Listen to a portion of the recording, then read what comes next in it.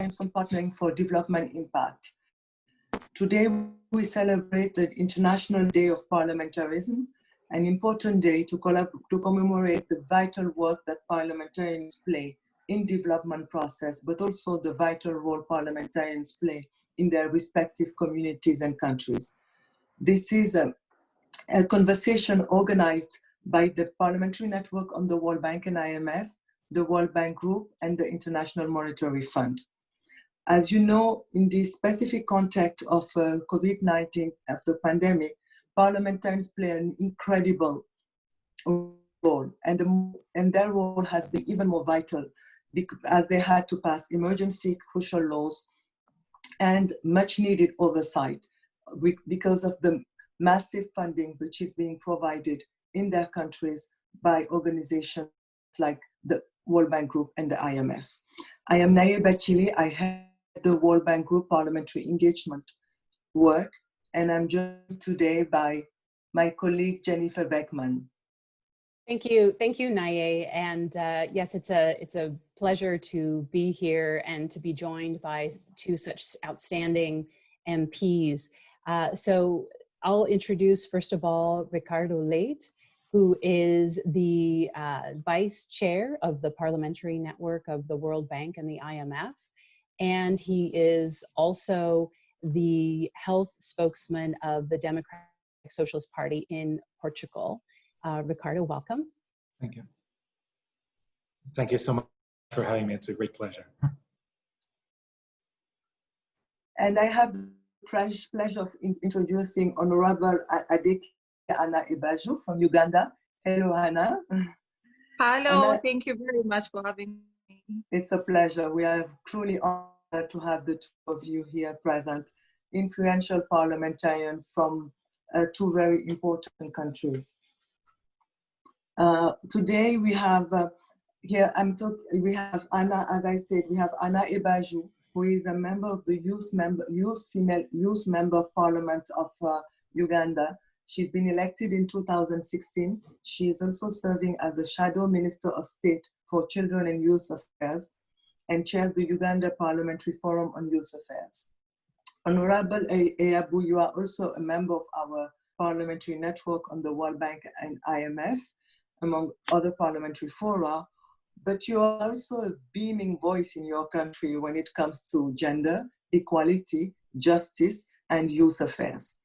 And I remember that in 2017, you earned the title of being one of the 10 most powerful women in Ugandan politics at a very young age. Quite impressive. So without further ado, I will start now with our first questions. We will have a conversation for about 25 minutes on this as I said earlier, on this important day, which marks the International Day of Parliamentarism, which has been chosen by the United Nations as the International Day of Parliamentarians. So our first question to you both is the following. The COVID-19 crisis has required quick reactions from parliamentarians worldwide in crafting stimulus packages with some 10.5 trillion in fiscal actions. Furthermore, the World Bank is providing about 160 billion in financing in your countries throughout the world over the next 15 months. And the IMF is lending $250 billion. This is unprecedented. And with more reserves to help countries mitigate the immediate COVID-19 crisis, our question is, how can parliamentarians ensure the best use of these funds should the crisis enter a second wave, while thinking long-term to build back better? Oh, thank you very much, and hello to everyone who's tuned in to our conversation. My name is Anna, as properly introduced. I think that speaking about Parliament, one of the main roles of Parliament is budget and oversight. And when you speak about funding, one of the most critical areas is about oversight. And looking at the financing that the IMF and the World Bank Group is giving towards countries, governments of different countries, to sustain the shock that COVID-19 has had on businesses and the health sector generally, I think that the biggest role that Parliament can play in ensuring that the funds are properly utilized is in oversight and demanding for accountability from the executive. This goes a long way into making sure that the money that is allocated or that the funds that are received do exactly what they should do.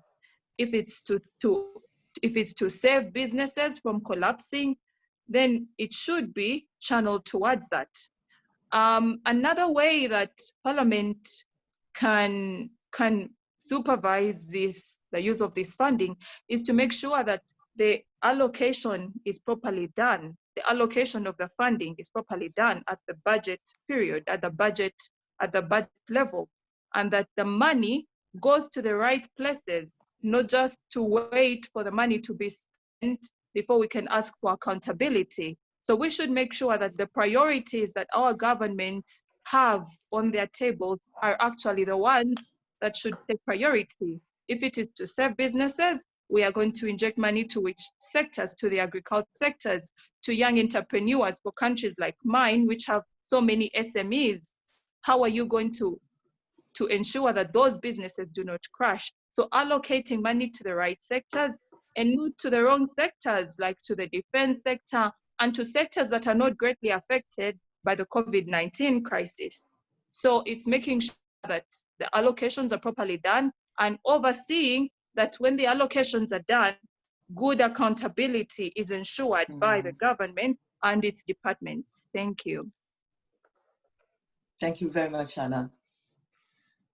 Well, following up, I agree with most of what Anna said. And well, first of all, hello to everyone once again, and to everyone tuning in.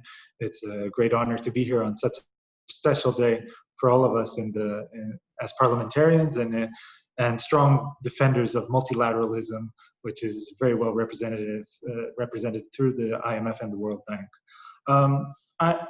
Parliamentarians are truly the ones that are at the interface between the people and governmental power. And we, having been invested in this power by the people, for the people, it is our duty to make sure that everything is done to prepare ourselves for the challenges of the near future, so that the people will suffer the least from the crisis that we are already facing right now. And to do that, as Anna was saying, we have to ensure that we have very strong surveillance systems. The oversight issue, I couldn't agree more. Keeping governments accountable to their responsibilities, I think, is of critical importance. And also in our mission of passing the right laws, ensuring that the right regulation is in place, getting the budgets organized in time so that money is going where it is needed. And this should be done at the same time that we have the surveillance systems capable of monitoring potential corruption, to avoid it, to prevent it proactively, and to ensure that we are not looking just at the short term, which I think will need an immediate response. We are seeing a rise of inequalities and poverties now, but looking at the COVID crisis, I've been working in this field. I come from infectious diseases as a physician, and working directly in this field, we are still at the beginning of many months to come. And so we will face not only a second wave, we will face multiple waves, at least based on the scientific predictions of what we're seeing. And so we need to be sure that we prepare the future. And I would say prepare the future at two levels. So on one level, on the economic front, but on the other side, making sure that we do everything that is needed to control this pandemic and to prepare ourselves to avoid future pandemics as we are inevitably going to face in a globalized world. And I'd end, because we have little time, and I was very clear that we need to be crisp on our responses. I'd end by saying that we have to be clear in our mission, and also as parliamentarians, understanding that this is a global pandemic, but never has a global issue depended so much on local answers. Almost at the individual level when we wash our hands and wear a mask, but also at the national level with our capability to respond. But this virus knows no borders. And the economic and social crisis that comes with it also knows no borders. And we need to work more than ever in a multilateral framework. And I am very afraid of the way that I am seeing many countries respond to this crisis with a nationalistic approach. Understand, I need to close my border, I need an insular approach, I need to close myself as if I were an island. That is impossible. It will not work. And the role of the World Bank and IMF is of critical importance, showing that it's not just about the money. It's about keeping us together and focused on achieving a common goal globally. Thank you, Ricardo. Thank you, Anna. I wanted to drill down a little bit on something you both mentioned, which is the role of parliaments in holding governments to account and making sure that the funds that are approved to support small businesses, or if they're improved for spending in the health sector, how are you making sure that that funding is indeed going where it's meant? And maybe I'll start with you, Ricardo. Yeah, sure. So there are two levels, I would say, here in the European Union. One at the European Parliament level, where my colleagues who are members of the European Parliament are very clear at the way that the funds are being distributed throughout the country. A series of oversight committees in a way that are looking at that. Here at the national level, of course, there has a need. We're currently in the middle of the discussion of what we call our supplementary budget, or the COVID budget, if you will.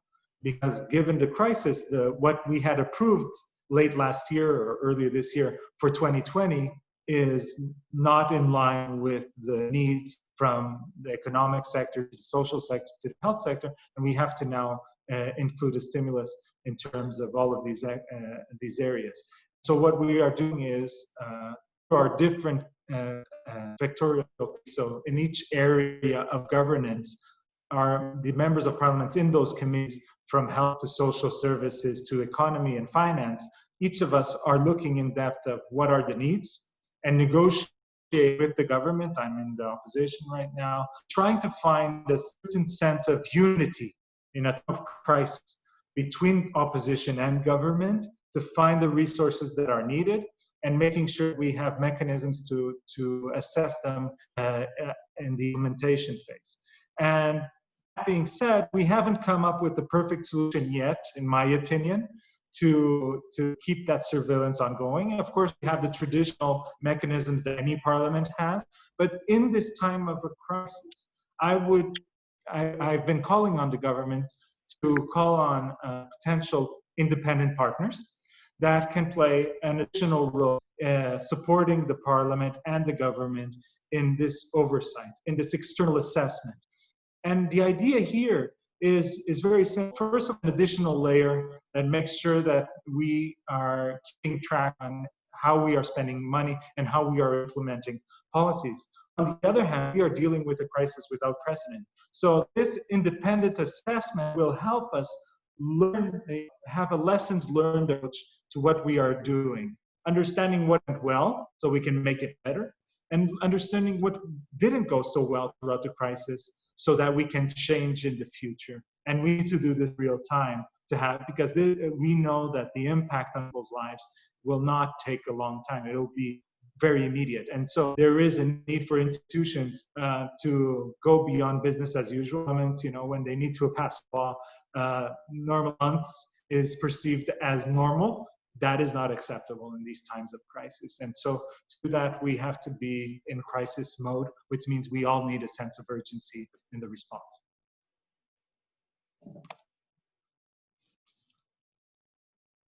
And Anna, could I ask you to pick up on that a little bit in terms of how you're looking at this issue in Uganda? Oh, thank you very much. It's not anything from what Ricardo has said. Parliament works through committees, and we have committees that are designated for particular things. But as we all know, the COVID-19 crisis was not one that was really foreseeable. All our parliaments that we would be dealing with this crisis. And so what my parliament has had to do is create special committees to look at COVID-19, the current status, and looking forward to the future effects that COVID-19 will live with us as a country and as a region, as Africa. So what we have in place,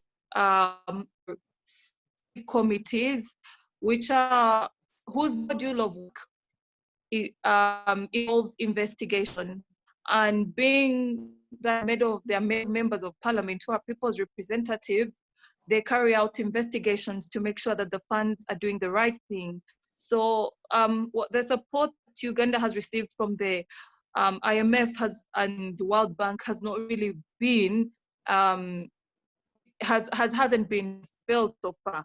But even before we received support from the IMF, we passed so many supplementary budgets at the parliament. And so the aspect of following up money to make sure that it's doing what it should do has already begun. For example, we have parliamentary committees which have visited the hospitals to check whether they have actually been equipped. They are having conversations with frontline health workers to make sure that the money that we allocated for protective personal protective equipment is actually doing what it should. They are visiting the border points to check on how the COVID crisis is being managed at the border points, because we still have business and trade going on between us and the neighbors. And so all these investigations that are being done by parliamentary committees are informing us as to whether the money is used in the right way. For instance, we already received complaints about frontline health workers that they weren't being paid, and yet some of the COVID relief that we passed as a country was really targeting the salaries of frontline health workers. We've received reports that don't have adequate protective equipment, and yet of the funding has gone for that. We've also received complaints from small business owners who are struggling with the effects of COVID-19 and the lockdown and how their businesses are closing. And for all of that, there are parliamentary committees. The Committee on National Economy, which I belong to, is already having conversations with the Uganda Revenue Authority, the major taxing body in our country, to hear from them how COVID-19 has affected our economy. And we are supposed to advise Parliament as a committee on the effects, the foreseeable effects that COVID-19 will have on our economy as a country. So I think that really what the committees are doing, following up the money and making sure the money does what it should do. Because without us, we are the link really between government, the executive, and the people. So without us, we'll never hear the people's story to say, really, the relief that we are giving our businesses to the frontline health workers is actually being received as it should in the amounts that we allocated as a parliament. Thank you, Anna. Thank you very much. This is quite insightful. I mean, the experience from the ground that you have, and as we said, I mean, this crisis is it has been an equalizer. We are all in it. We are all in it. All countries have been affected. In Africa, there have been less cases. The economic consequences are quite. So yeah, your role is more important than ever. And Ricardo Leite mentioned it earlier, the importance of collaboration, of multilateralism, of collaborating, countries collaborating, parliamentarians collaborating. This is one of the main objectives of the Parliamentary Network. It creates a platform for parliamentarians around the world to engage, to collaborate, to converse, to share best practices on development practices and efforts. How has organizations like the Parliamentary Network on the World Bank and IMF help you in your day-to-day work earlier, but also in this context? Whoever wants to start, Ricardo, do you want to start, or Anna? I can start. Anna, if you want to go ahead. Okay, I'll go with Anna then. Okay, so I think that the parliamentary networks, especially this one, have really helped on an individual level boost the confidence members of parliament within those networks, boost their knowledge levels, because to be able to serve, you need to be equipped with so much knowledge and experience. So I think it has given us an opportunity to be knowledgeable and give us confidence that based on the shared experiences that we have, what worked in another country could work in my own. And listening to Ricardo,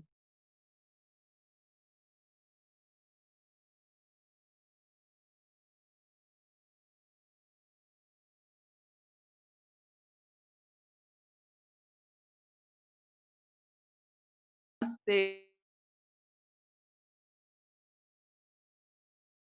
crisis hit China, are struggling with it.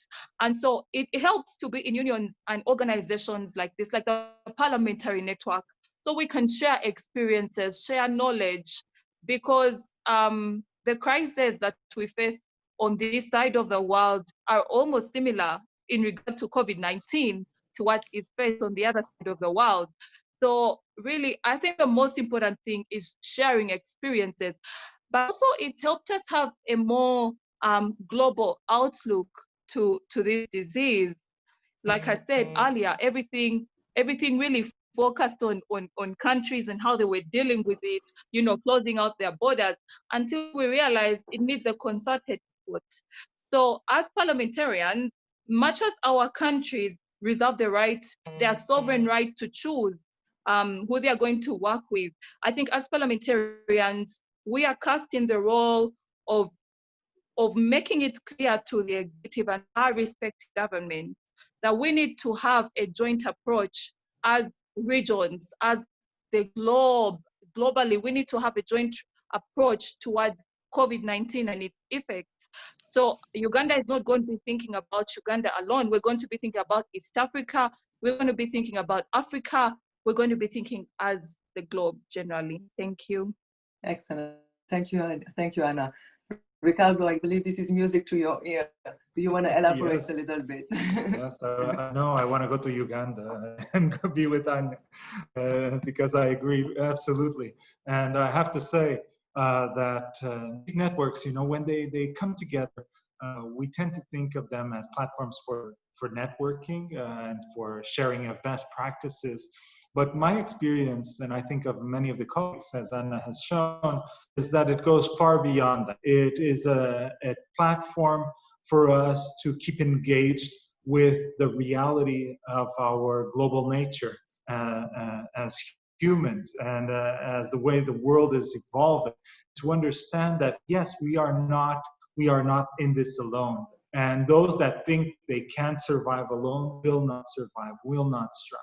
And so the network, at the end of the day, really gives us that sense of belonging to a community that is fighting for something greater than each and every one of us. And that really then generates opportunities for engagement. And I personally have felt that this network has helped me as a parliamentarian identify those opportunities for my country and for my region beforehand. Because possibly not being part of this network or others, I would not be so aware, if you will, of the potential for collaboration, of opportunities that are out there. And so it's really bringing us together to this common fight, in a way, towards ending this, in this case, the pandemic, and the construction of a better world. And, we recently had a conversation also through the network around the Sustainable Development Goals. And understanding, we have 10 years to go until 2030. These goals were developed in a time when the pandemic was not part of our lives. But now we have to rethink this. What kind of world do we want to build in the decade to come? And to do this, we need to do it together. And we need these kind of networks to engage, to ensure that we have the engagement opportunities to have these honest conversations. Some of them are not easy, because there's always a feeling that there are winners and losers. But how do we find situations where everybody can make the most of it? And I think that is only possible if we create human relations. And that's, at the end of the day, what diplomacy is all about. It's creating that human connection between us so that we can fight for better quality of life and well-being for our people, for the people that we represent and that have entrusted with this noble mission of representing them in our country and beyond. And so I think that these networks, in a time of crisis, have revealed to be even more important than in normal, and hopefully will help us successfully go through these difficult times and find some light in the horizon. Thank you, Ricardo. Thank you. So conscious that we're coming up on the half-hour mark, but I have an important question for both of you that kind of builds on this idea that multilateral collaboration creates and opens the possibility of rebuilding the economy in a different way. And the IMF and the World Bank have been speaking and thinking at great length about how we can use the reconstruction after the crisis as a means to build a greener, smarter, and fairer recovery. This idea that we don't go back to the way things were exactly before the crisis, but maybe this is the opportunity to make the kinds of green investments, fair investments, digital infrastructure investment that create more possibilities and new job. So I wondered maybe each of you could speak a little bit about how you're looking at that in your parliaments and your country and how important it is to your constituencies. And maybe I'll start with Ricardo again. Yeah, sure. I think honestly that when we look at history, after any crisis, there is a tendency for the world to come together in a way and try to find its better nature, to move forward. And in this crisis, in our neighborhoods, we have felt this. People that didn't speak together normally are now helping each other. NGOs, civil grassroots movements have come about to try to find solutions for problems in the real world, even throughout the lockdown period. And the truth is, we are seeing tremendous rise of inequality now. And we, as I said, are just at the beginning of the cataclysm of social and economic turmoil that will come about from this crisis. I mean, just yesterday I was visiting an NGO here in Lisbon. They would serve, in average, around 400 hot meals a day. And over the last 2 months, they've moved it up to 800 hot meals a day. It's doubled. And that is just one small sign. And I can share multiple examples of the rise of poverty and inequalities, of how people in the middle class are deep diving into challenges and turmoils. And so we must use this time of this crisis truly. We cannot waste this opportunity to fight for a different world moving forward. Finland, a couple of years ago, when they had the European presidency, they called on the European Union, and I say it's applicable to the world, that we should move towards what can be called a well-being economy, which is an economy that does not see profit as devil's work. It acknowledges that profit and the private sector and the social sector plays a very important part in generating wealth for nations, but understanding that the generation of wealth is only truly valuable if it trickles down to the people. And understanding that the new economy we need to build is an economy where everybody wins and where everybody can aspire to grow within the social ladder.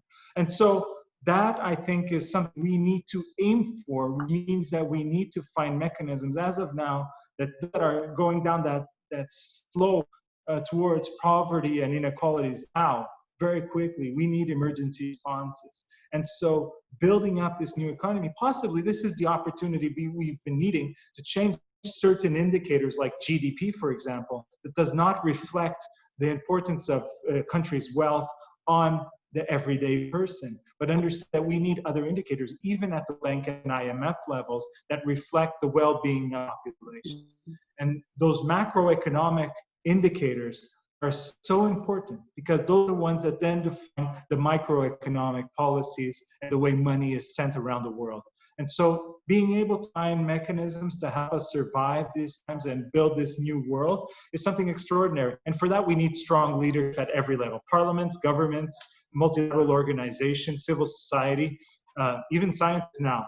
And we need all of those leaders to come together so that we don't lose momentum, that we can actually use it to make the world a little bit better for generations to come.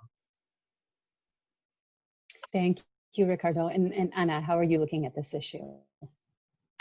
Well, I think earlier Anna used a very good word. She said equalizer, and I think that world over, that's really been what everyone is saying about COVID-19, that it's been really an equalizer in the lives of so many.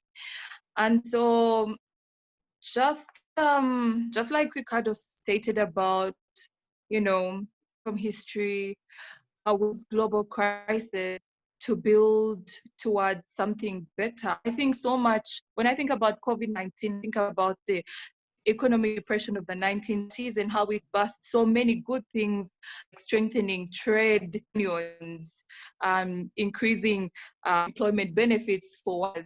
And I think about COVID-19 the same way, because it's given us an opportunity to create a green, smarter, and fairer economy. Like you said, now we see very large business, huge business, like airlines, like in the tourism sector, huge businesses suffer just the same way small businesses are suffering, incur huge losses.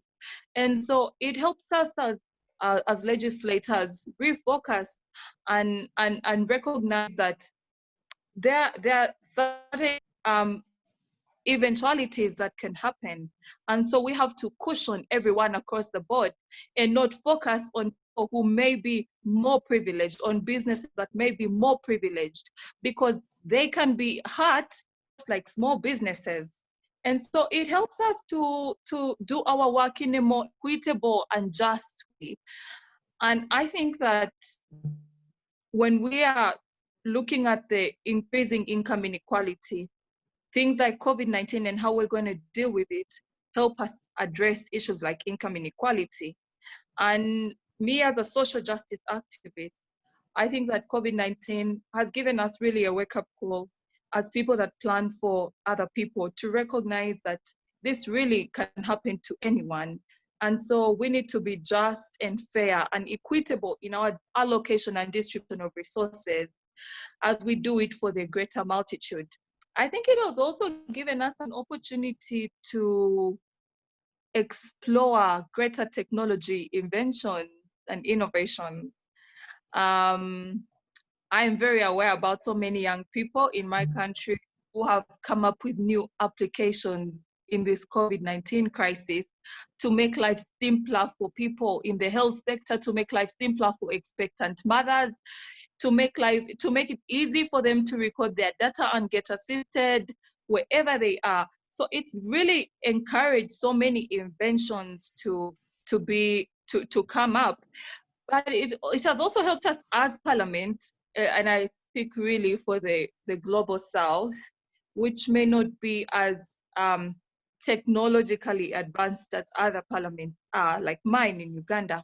It's helped us explore opportunities using the internet, using our online platform, using virtual space.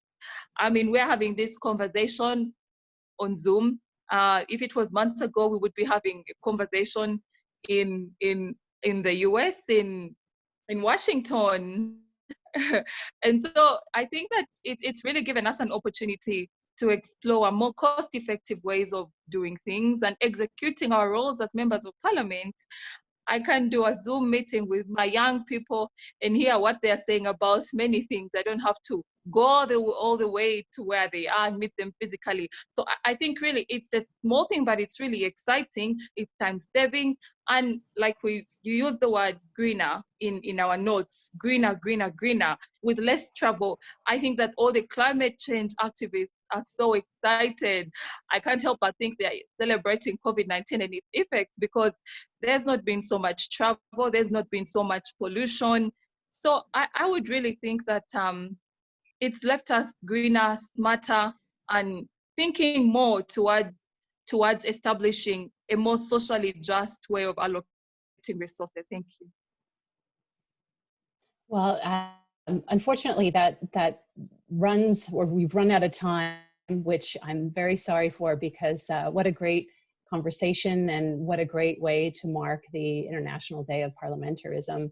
And just some highlights that for me, we'd asked you what you as MPs get out of organizations like the Parliamentary Network, and the value for you in these international fora. Well, the value for us is very much hearing from you, and stories like Anna's story about how she in her country is ensuring accountability by visiting hospitals and businesses and hearing from them that the money is indeed going to the places that it's been allocated, or hearing from Ricardo how in Portugal the middle class is stepping up and helping the poor, who to increase the number of meals served from 400 to 800 a day. For the World Bank and the IMF, these kinds of stories are incredibly valuable to us. Also, as we're thinking about the recovery, and both the fund and the bank are working on new research and thinking through new policy recommendations for how these kind of long-term investments to ensure that yes, are there ways that we can build on the digital economy, how it's decreased the need for the kinds of travel we had before, how to ensure that broadband access is available to more people, how do we cement in some of we talked about equity, how the digital economy can create the possibility for more people, innovation coming online. And indeed, this incredibly important topic, how do we measure well-being? Is GDP really the best measure created in the 1930s? Does it still serve us well today? So incredibly important topics, and I look forward to continuing the conversation, including during the annual meetings in October. And thank you also to my colleague Naye and Gergana for organizing this event. Thank you very much. It was very insightful, and we look forward to more. Thank you, Jennifer. Okay. Ricardo. Thank you. Anna. All the best back home. Thank you.